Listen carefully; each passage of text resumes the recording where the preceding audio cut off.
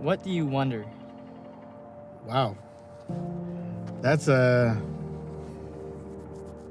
what do I wonder?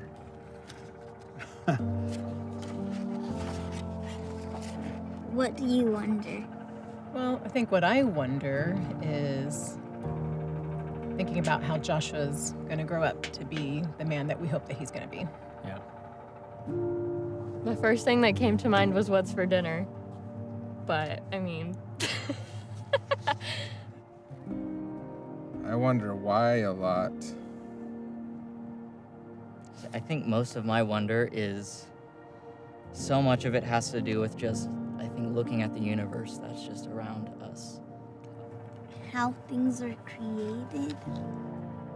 I guess on a more serious one, like what my purpose is. Sometimes I wonder if God's real. I just wonder how much of an impact we can actually make. I do wonder if my place is right here, right now. Why are there good and bad things? Why things are a certain way? Sometimes I wonder how much others really love me.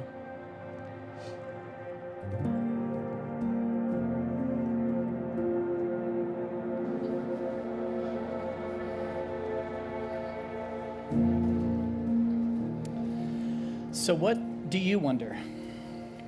You know, I think one of the greatest gifts God's ever given us is the ability to imagine and the ability to wonder. And sometimes that wonder can lead to some of our greatest fears. And sometimes that wonder can lead to some of our most unbelievable discoveries. And sometimes that wonder can lead to some of the most wonderful joys. And sometimes that wonder can honestly just lead to more wonder. So what do you wonder? As you walked in today, or as you're watching or listening online, what is it in your life that you wonder? You know, I think about my life, and I think one of the things I wonder about is my 5 sons. And I wonder about this very mysterious thing called their free will. And I wonder how their free will is going to impact their relationship with Jill and I. And is going to impact their relationship with God. I wonder about my 5 sons. And I also wonder how I'm going to survive and make it through the day today because the Texas Longhorns lost the Big 12 championship. I mean, I wonder about that stuff, right? You know? And my point is, I think we all wonder.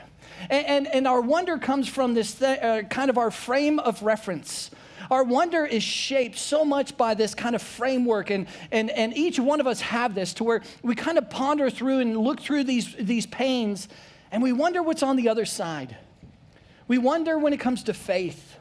We wonder when it comes to our relationships and our marriage, and perhaps if you're a student, your future marriage, or we wonder with our kids, or we wonder with our friendships. And if you're a theist, you wonder about God, and God why, or God what is this going to look like? And if you're a naturalist, you wonder why people even wonder about God. And even though our frameworks may be different, every single one of us have this frame of reference that really shapes our wonder. And our frame of reference is so important because our frame of reference helps us make sense out of life and helps us make decisions that make sense. Our frame of reference really is informed the way that we view our spouse or the way that we view people.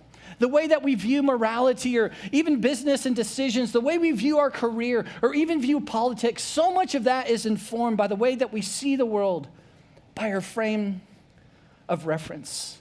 And our frame of reference really determines so much. It determines what we believe, and it determines how we behave, and it determines so much of what we hope for in life. And every single one of us have a frame of reference. And what's interesting to think about when it just comes to our frame of reference is that for all of us, what's true is that we inherited this frame of reference. That this came perhaps from a mom or from a dad or from your mom and dad. That all of us as little boys and little girls, we had this frame of reference that was shaped by maybe a father figure, maybe a mother figure, maybe a mentor. And we watched them. And as we watched as little boys and little girls, we watched our parents relate with one another. We watched how our father, we watched how our mother would express themselves or treat other people. It shaped the way we view men. And it shaped the way we view women. And it shaped the way we view one another. And it's also shaped the way we view ourselves. You know, I think about my childhood and all the things that I saw my parents do, the good times in their relationship and their marriage, and the difficult times where I saw my dad do things and my mom say things to my dad, and so much of that has shaped the way. Marriage. And I think that's true for all of us, that every single one of us, we have that father figure, mother figure, our parents have shaped so much of our framework and how we see the world. And during those early years, not only did our mom and dad shape a lot of things in the way we see life, but also we had our religious experience. And for some of you, you went to church or you went to the temple or the synagogue or you went to a mosque, and it really shaped the way that you pretty much view all religions. And for a lot of you in your church experience, maybe your church experience was, one where it's all about shame and guilt. And the more shame and the more guilt that you felt, the closer you felt to God. Or maybe it was all about legalism and all about doing the right thing and you better do the right thing. Or maybe your religious experience was all about the experience itself. And it was very emotional. And the more emotion you had, the more you could kind of work yourself up, the more faith you had, the closer you were to God. Or maybe for some of you, when it came to your religious experience, it was awesome. And it was all so authentic and so real. And it so informed and shaped the way you view life and you view the world today. In every single one of our lives, in these kind of formative years, it's really shaped our frame of reference. But then something happens in life. And what happens in life is this, is life happens. Because then you go to school, and maybe you go to college, and your college professor begins to introduce all these new ideas and new concepts. Or maybe you get, do your graduate work or your doctorate work, and all of a sudden you're learning things, and what you're learning from your professor begins to question what your mom and dad taught you. Begin to question some of the framework, or begins to question some of the things that your religious upbringing taught you. Life happens. And then as life happens, we cross that certain line. We do that certain thing in life that we thought, you know what, I would probably never do that. But we did it. And maybe that was in high school. Maybe it was in college. Maybe it was on that spring break. And the very thing that we thought we'd never do, we did. And it's led to regret in our lives. And I have regret. And you have regret. And oftentimes when we cross these lines and we do these things in life, and maybe multiple times in life, oftentimes what we tell ourselves is this myth that as long as nobody knows this thing, as long as I keep it dark, as long as I keep it hidden, then everything will be okay. But the problem with that, and you know this, is it's not okay. Because those hidden things in life that we want no one to know about, they're not neutral.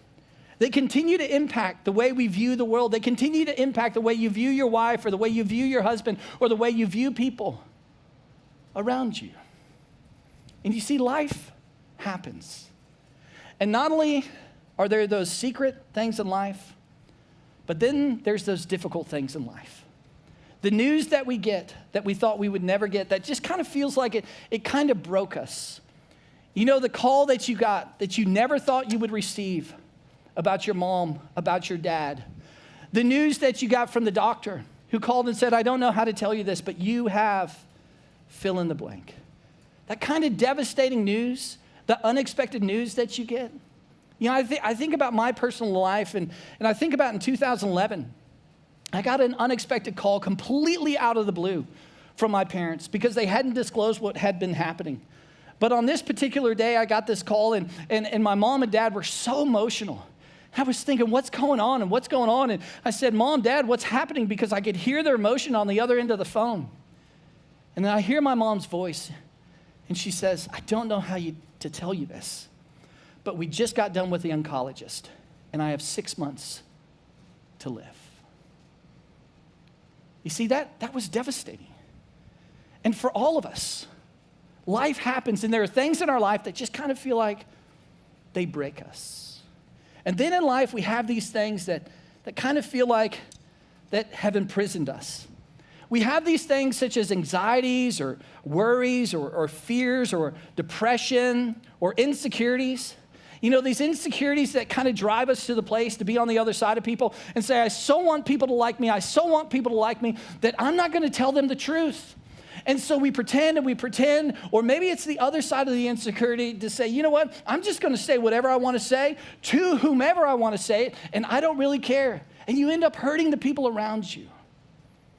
And there's these things in our life that are there, that feel like they're shackling us, that feel like they're holding us back, that feel like they're imprisoning us. And life happens. And we take this framework that we were given as young boys and girls, and all of a sudden as life begins to happen, as life happens and it really doesn't align with, it really doesn't line up with our frame of reference, do you know what begins to happen in our lives? We start wondering. And we wonder, God, I thought you loved me. How could this be? We start wondering because we're getting new information and new education. We feel smarter than our parents. And all of a sudden, the things we learned in our religious upbringing, we begin to ask questions and we wonder. And then we wonder, how long can I go without anybody knowing? And anytime we wonder, anytime there is wondering, it always leads to wandering. To where we oftentimes come to a point to say, you know what? Because of this life experience, because of these circumstances, God, I'm done. Church, I'm wandering away. And perhaps you're here today, or maybe you're watching or listening online, and you can remember that experience for your personal life. It's almost like it was yesterday, to where circumstances begin to happen in your life, and it created these questions, and it created this wonder, and you begin to wonder to yourself, I wonder if this is really true. I wonder if this is really God loving me. And you would lay there in bed, and you would wonder, and then eventually you came to that place in your life where you said, I'm done. I'm going to make the decision to wander away from God and wander away from Christianity. And initially, it felt liberating, didn't it? Initially, at the beginning, it felt like, man, there's a whole new world that's open to me. And I can do what I want. I can say what I want. I can explore. I can do anything. And I'm only accountable to me. But then you lived a little bit more life. And even though you've wandered, there's still something that's missing. There's still this gap inside of you. And we wonder what to do with that. So the question is, what do we do when life just doesn't add up with our frame of reference? What do we do when we begin to wonder? And what do we do when we begin to consider wandering? Or what do you do if you are wandering? What do we do with all that? Well, guys, this is what the whole series, Welcome to Wonderland, is all about. And over the next several weeks, this is what we're going to be talking about. And it's such an important discussion. And today we're just going to lay the groundwork for this series. Today we're just starting this discussion. And as we start the discussion today, the thing I have for you is really good news. And the good news that I have is that 2,000 years ago, there was a letter by the name of Hebrews. And this letter was written addressing the specific tension that we're talking about today. In fact, the letter of Hebrews was actually written to a group of people who were called Hebrews. And the reason they were called Hebrews is because they were very Jewish individuals. And these Jewish individuals in their life had come to a place to look at Jesus Christ, imagine this, flesh and bone of Jesus Christ, and say to themselves, I am convinced that this man, Jesus Christ, is the Son, the living God. And they put their faith and they put their confidence in Jesus. But then life happened. Circumstances happened, things happened that just really didn't line up with their frame of reference. And they began to wonder and ask a lot of questions, and eventually they began to wander away from Christianity. And the whole letter of Hebrews is a sermon, is a long teaching about the fact that you don't have to wander. So today what I want to do is I just want to take a couple excerpts from this incredible message. And then at the end of our time, I want to ask you a couple questions to think about. So, as we jump in Hebrews chapter 4, look at this. Here's what the author of Hebrews says. So interesting. He says, therefore, since, this is the idea kind of like, remember, think about this. Since we have a great high priest who is ascended into heaven, Jesus, the Son of God, let us hold firmly. Let us not let go. Let us hold firmly to the faith we profess. Now, guys, this is so rich, and I wish I had several hours just to unpack this one verse right here. Because this one verse is the entire story of Jesus. This one verse is the entire enchilada of the narrative of Jesus Christ. It's amazing. It's so rich.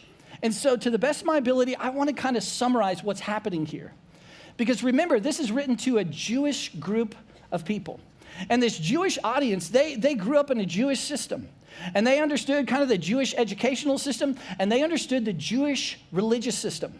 And they had seen priests, and they had seen the temple, and they had seen the activities, and they had seen the sacrifices, and they'd watched their parents time and time again go to the temple to sacrifice for their sin, to make atonement with God. And they also knew about this thing called a high priest. And the high priest was at the top of the religious system. And the high priest was the only one, he had the exclusive rights to go into the center of the temple, which was called the Holy of Holies. And it's in the Holy of Holies that the Ark of Covenant existed, and it's in the Holy of Holies that they thought that's where God's presence is, and only the high priest could go there. And the author of Hebrews says, guys, have you lost sight of the fact that we have a great high priest? That Jesus Christ is our great high priest. In other words, he is our final high priest. He is the exclusive high priest, and he is ascended into heaven. In other words, he's in the very presence of God doing the high priest duties of a high priest. In other words, that Jesus lived a perfect life, and he lived a perfect life to be a perfect sacrifice. And the reason he had to be a perfect sacrifice is to satisfy the perfect justice of God for your sin and for mine. And the author of Hebrews is saying, guys, don't you know that Jesus is in heaven with God, doing his high priest duties? He's removed the obstacle to your peace with God, which is your sin, so you can experience his peace and his grace, his forgiveness and his mercy.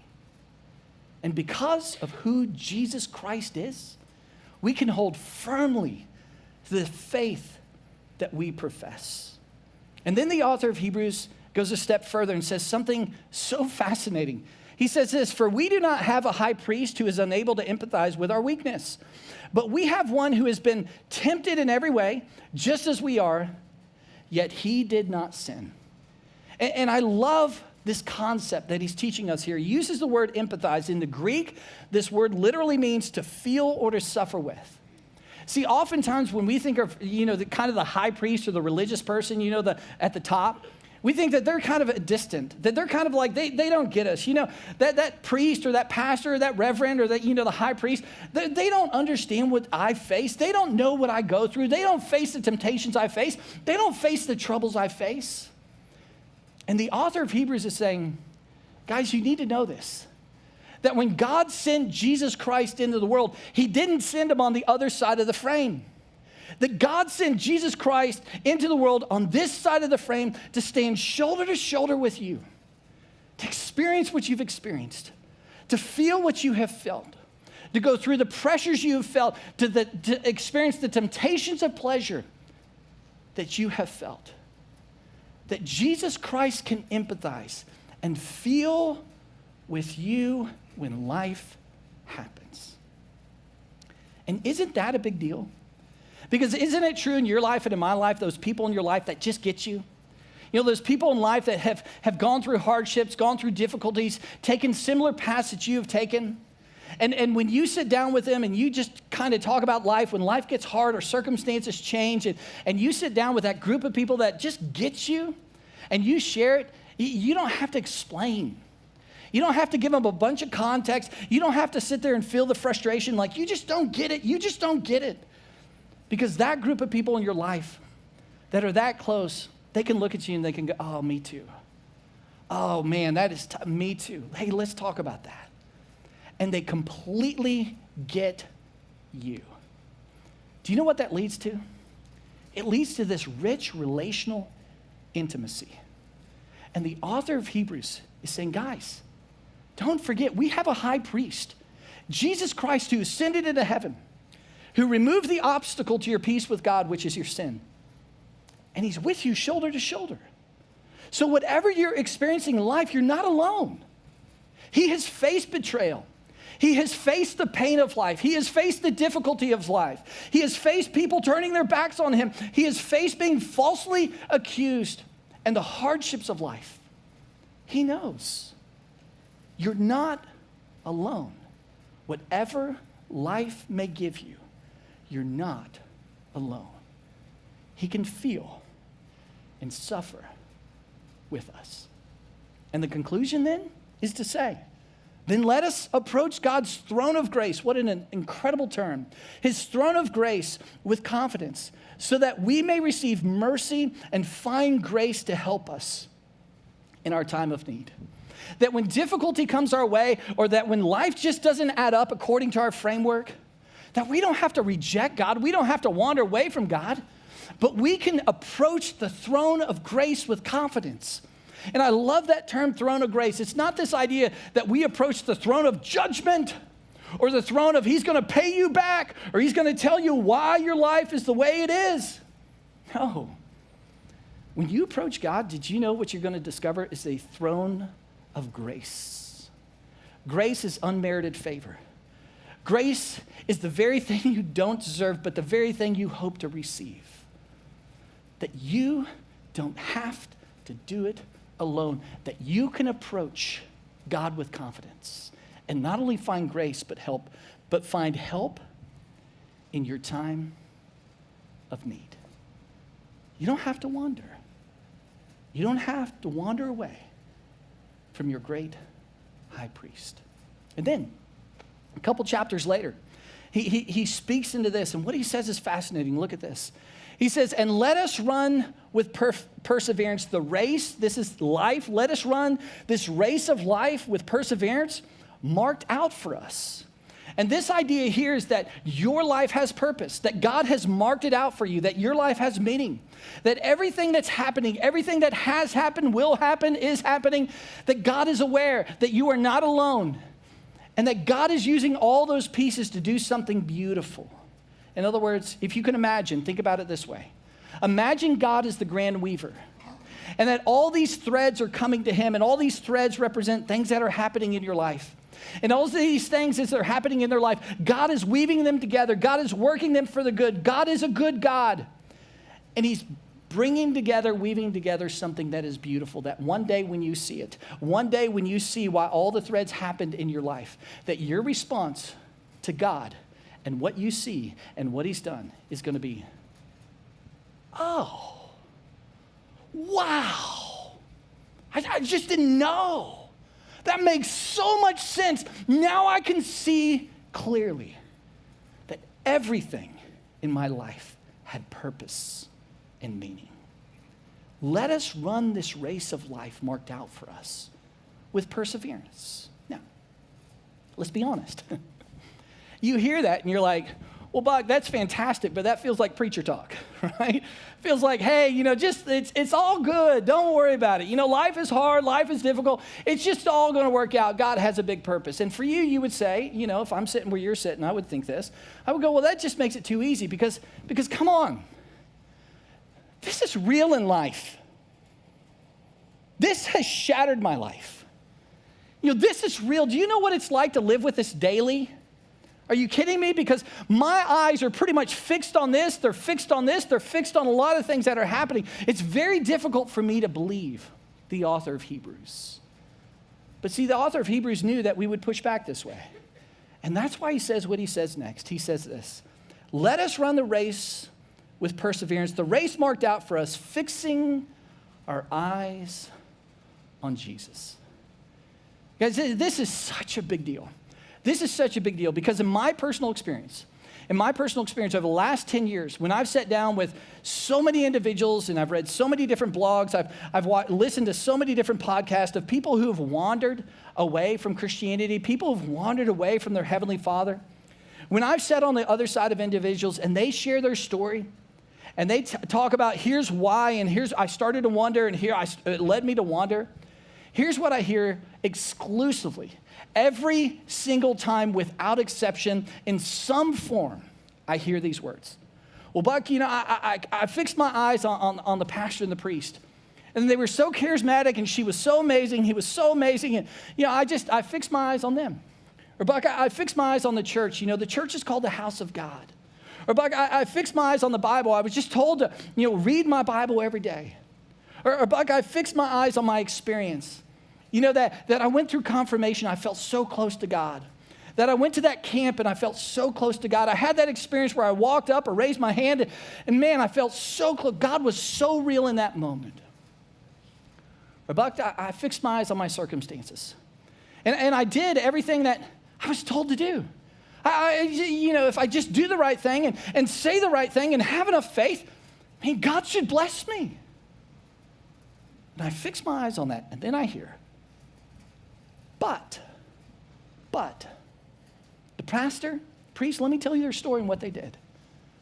But, you know, the church, I mean, can you believe that they would make this kind of decision and say these kind of things? But the Bible, I mean, my college professor began to ask questions and show me discrepancies and show me these inconsistencies. And I was like, are you kidding me? But experience? Church is boring now. I'm apathetic towards it. I haven't had one of those experiences where I feel so close to God and know He's real in such a long time. But do the right thing, say the right thing, check those religious boxes, and then your life is going to be blessed. Are you kidding me? Because then this happened. And without exception, I then begin to hear, and I begin to wonder, and it eventually led to a place of me wandering away from God. And the author of Hebrews, and all throughout the New Testament, we are never told to fix our eyes here. Over and over and over, the author of Hebrews says, fix your eyes on Jesus Christ, the pioneer and perfecter of our faith. And I love that the author of Hebrews uses these words. Pioneer, it means the author, like the beginner. In other words, Christianity didn't begin around some philosophy or some teaching that Jesus' philosophy was better than all these other religious people. No. Christianity began around a person, and the person's name is Jesus Christ. And He was the perfecter of our faith. In other words, Jesus faced everything you faced. He felt the pressures, and He felt all the pull of the pleasures of life. And He was like a rock on the waves or on the shore of an ocean that waves would beat against that rock over and over and over, and it was relentless, but it was immovable. Jesus never gave in, but He felt what you felt. Therefore, we can hold on to our faith. And so, of course, the way the author of Hebrews kind of wraps this up is he says, consider Him. Would you just consider Him? Not him or her, not that thing or that experience or that circumstance, but would you consider Him? And I think, as we approach Christmas, I think what a perfect time of year to take the advice of the author of Hebrews and said, imagine this. Imagine if we just fixated and focused on Jesus Christ and made Him the center of our frame of reference. And the idea here is that Christmas is a time that God so loved the world. It's a reminder of the time that God said, I so love the world. And in God's love for you and for you and for me, God didn't stand by and say, oh, I hope you figure it out on your own. I hope you figure out all these circumstances on your own. That's not what God did.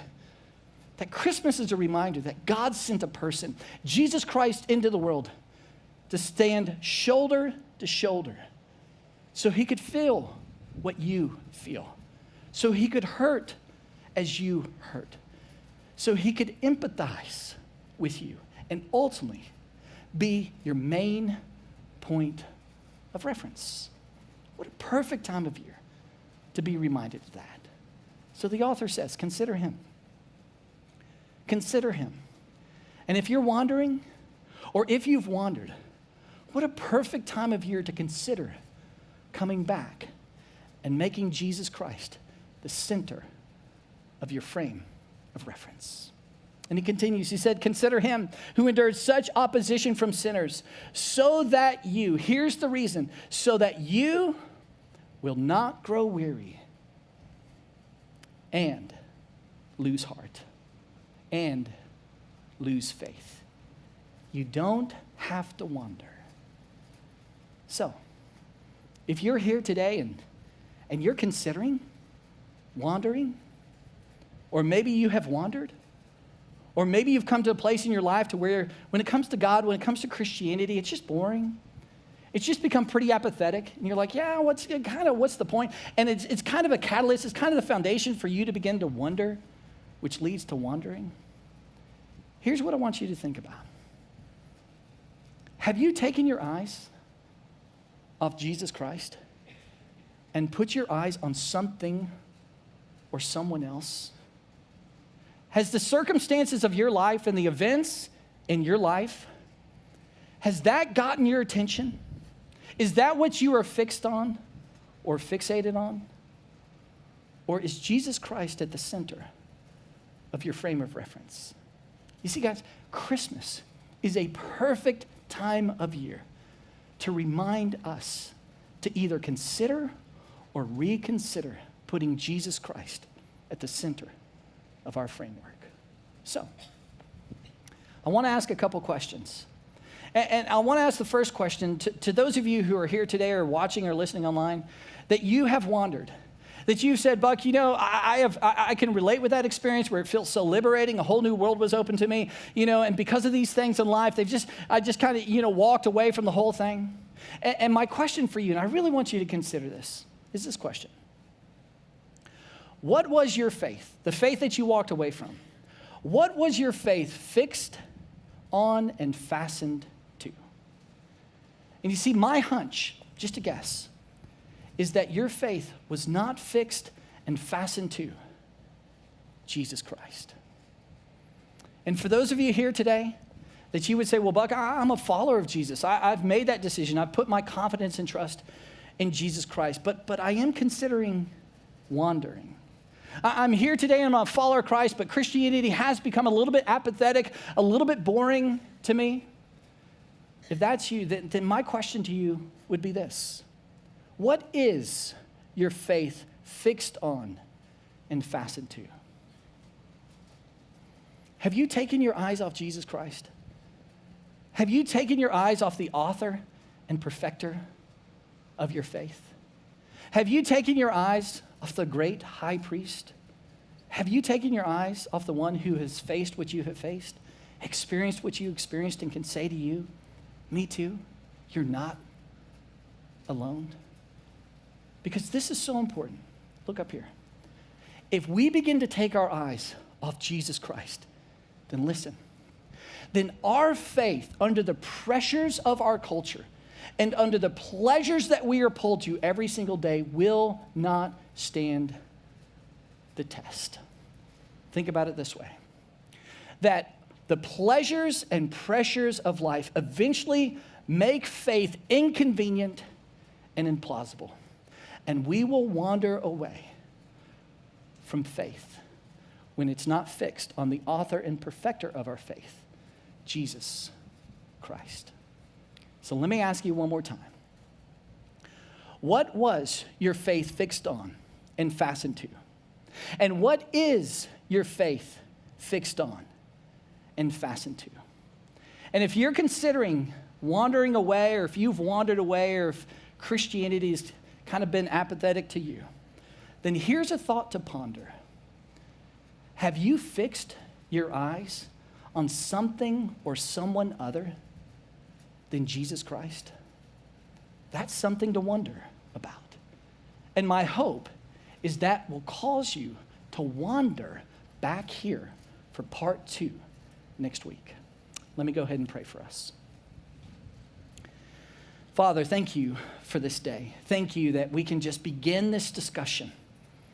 And God, as we begin just thinking about this and our wonder and our wandering and circumstances and things in life, God, I know this is not a light conversation. And so I just would ask that for every single one of our stories, with everything that's happened in our life, God, would you just remind us of what's true this week? Would you remind us that we are not alone? And Father, as we just ponder this question of thinking about, have we fixed our eyes on anything other than your Son, Jesus Christ? Would you help us be honest with that? Would you help us spend the time this week and have real clear thoughts about that? Would you show us things this week that perhaps we haven't seen in a long time? And God, would you just meet us and remind us again of your incredible truths? In Jesus' name, amen. Guys, thanks so much for being here. I'll see you next week for part 2.